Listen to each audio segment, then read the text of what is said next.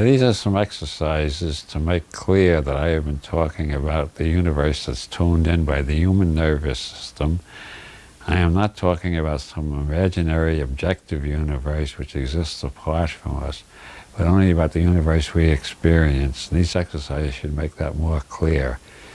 Okay, the first exercise, get a friend to help you and hold the newspaper, walk slowly away from you until you can't read the headlines. Turn the page to make sure you can't read the headlines. Then have your friend read the top headline, and you will, if you're normal, you will immediately see it. Now, after doing these experiments is much more helpful than just hearing about them, by the way. Once you have tried this, and the headline suddenly becomes visible out of the blur, ask yourself, where is the headline? In the newspaper, in your brain, or in some relationship between the newspaper and your brain? Interacting. Where is it? Okay, that's the first exercise. Another exercise, go through your apartment or house, wherever you live, and pick up 12 to 15 objects, more or less at random. If you're looking at this on DVD, I suggest you turn it off right now and go get the objects so you won't stack them unconsciously to fit a theory. Okay, are you back? Now you got 12 to 15 objects. Sit down at a coffee table or a dinner table where you got lots of space and separate them into one group on the left and one on the right. On the left, put all the red objects, and on the right, put all the non-red objects. Now you might find that some objects are partly red. Where do you put them? That's the beginning of destroying the either-or that's dominated Western philosophy. But after you separate them into the red and the not red, including the things that are half red and half blue, which you don't know what to do with, then separate them a different way, things that float and things that don't float. If you have a balsa wood duck like I do, yeah, that's one thing that floats. If you got kids around, you probably got a rubber ball that will float. Otherwise, everything goes on the side that's non-floating. And then try another division, metallic things and non-metallic things. Using your own ingenuity, think of about 10 more ways of separating them. Notice how things move from left to right depending on how you separate them. And then ask, are the categories in the things as the medieval realist thought, or are they only in our heads as the nominalist thought? Or are they some relationship between our heads and the things? And do that exercise. It'll do you more good than hearing about it. Okay. Next exercise. Go to a place with a lot of green growing things. Remember my rap about the great magician who makes the grass green? Look and see how many different shades of green you can see. And just remember that. The few Western intellectuals, they're East Coast intellectuals, heirs of the Western Occidental intellectual tradition, who get beyond black and white, say, well, there are shades of gray. Look around, see how many shades of green you see. Newton divided the spectrum into red, orange, yellow, green, blue, indigo, violet, but that's the only convention that Newton invented. If you look, you see green has 20 shades, 30 shades, 40 shades, depending on how much you look. If you go to a paint store, you'll find dozens of shades of red, dozens of shades of orange. The way we got this black-white dichotomy, I think, is because of all the years spent poring over books which are black print on white paper. Occasionally your eyes get so tired you see a gray blur. So this is how we arrived at the marvelous conclusion: between the blacks and whites, occasionally there are grays. That is such bullshit. Look around you. The world is in glorious technicolor. See how many shades of green you can find, like I said. And remember the master who makes all those shades of green. Now get yourself a pair of shades or sunglasses or whatever you call them, and look at the same view and see how it's changed.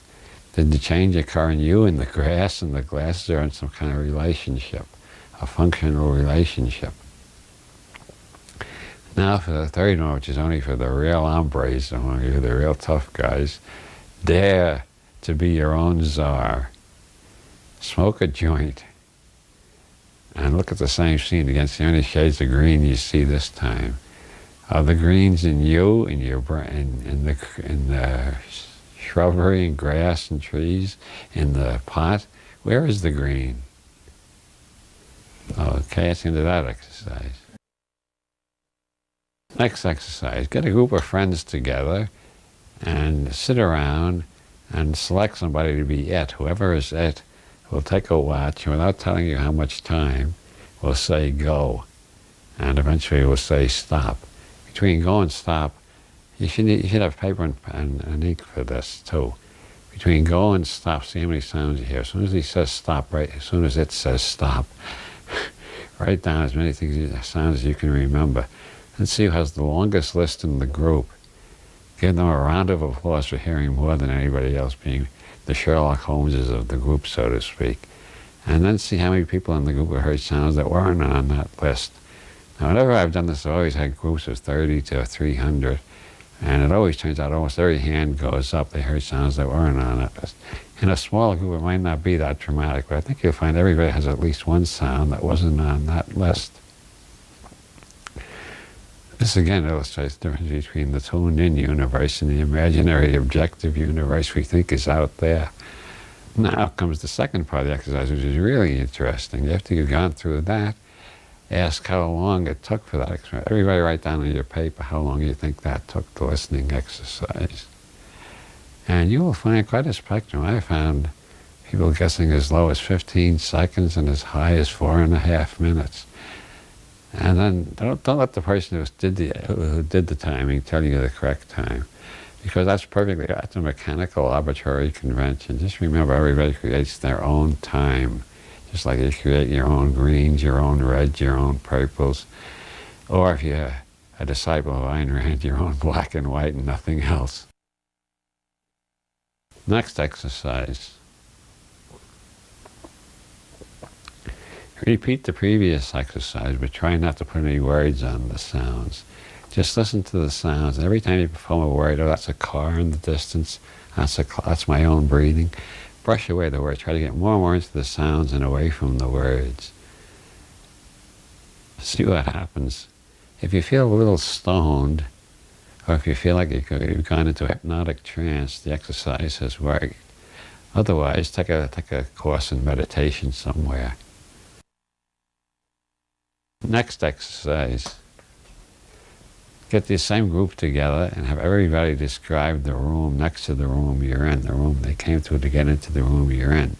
See how many differences arise about the colors of the walls, the colors of the rugs, how many objects are in the room, what sort of objects are in the room, whether there were flowers in the room or not.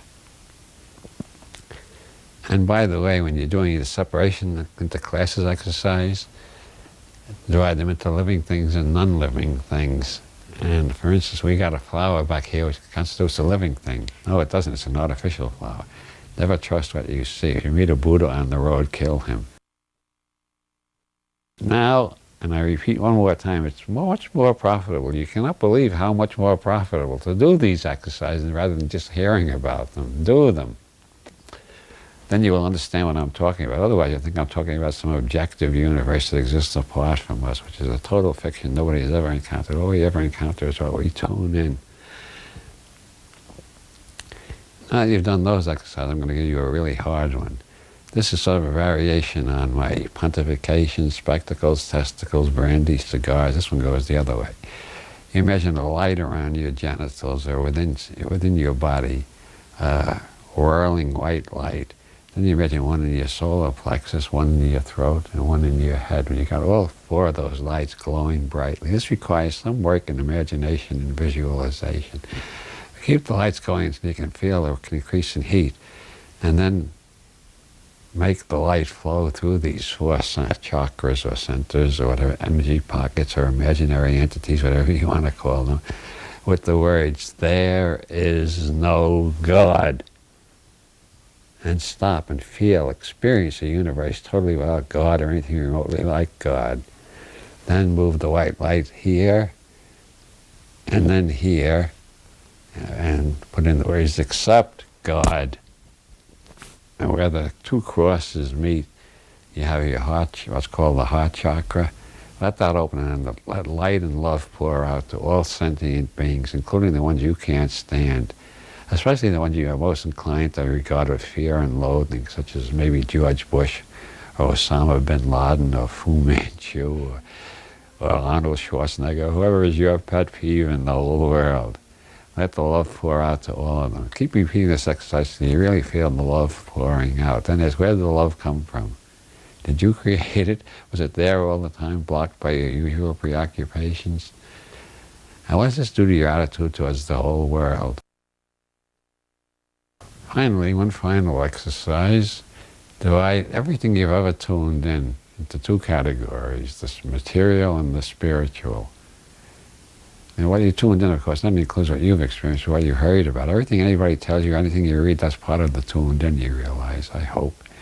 Okay, divide it all up into the material and spiritual, and then go to a weekend intensive workshop on Zen Buddhism with lots of meditation exercises, and see if something's moved from the spiritual to the material, from the material to the spiritual. And remember, all through this weekend, keep remembering the greatest of all Zen koans. Somebody asked the Zen master, who is the Buddha? And he said, the one in the hall. I said, but the one in the hall is a statue, a piece of wood. He said, that's right. So what is the Buddha? He said, the one in the hall. Okay.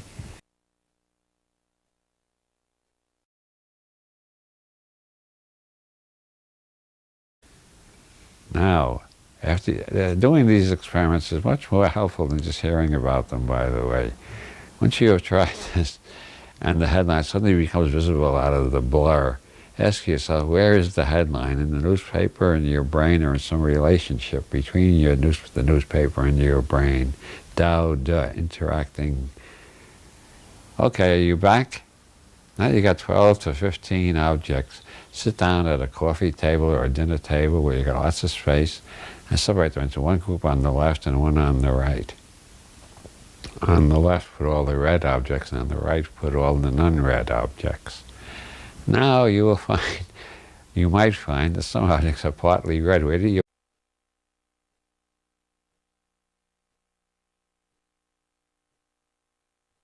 These are some exercises to make clear that I have been talking about the universe that's tuned in by the human nervous system. I am not talking about some imaginary objective universe which exists apart from us, but only about the universe we experience. These exercises should make that more clear. Okay, the first exercise, get a friend to help you and hold the newspaper. Walk slowly away from you until you can't read the headlines. Turn the page to make sure you can't read the headlines. Then have your friend read the top headline. And you will, if you're normal, you will immediately see it. Where is it? Okay, that's the first exercise. Another exercise, go through your apartment or house, wherever you live, and pick up 12 to 15 objects, more or less at random. If you're looking at this on DVD, I suggest you turn it off right now and go get the objects so you won't stack them unconsciously to fit a theory.